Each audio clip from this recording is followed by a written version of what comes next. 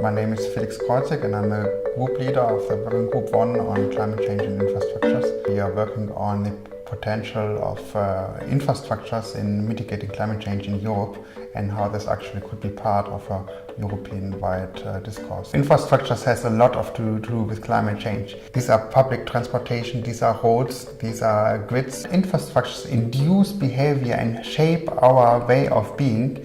We cannot really behave, we cannot really act without these infrastructures, and they shape our behavior in the long term. So for example, it's even if there's a high CO2 price, we cannot simply change our behavior from one day to another with respect to our transport choices, etc. We can only do that when we have made infrastructure decisions that enable that.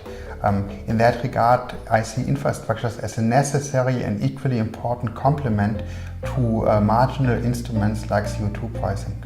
So I'm a physicist by training. I did actually my PhD in computational neuroscience, so in biophysics. It wasn't brain surgery. It wasn't brain surgery. And now for 5-6 years I'm working in climate change economics.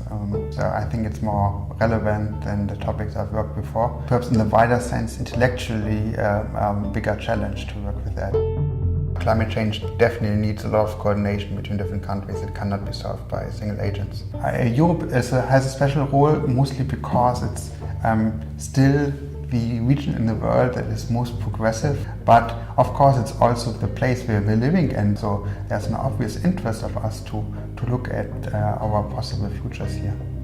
The special relevance of Europe is that it actually has the potential to work on climate change mitigation. It has a leading role in the world on this issue.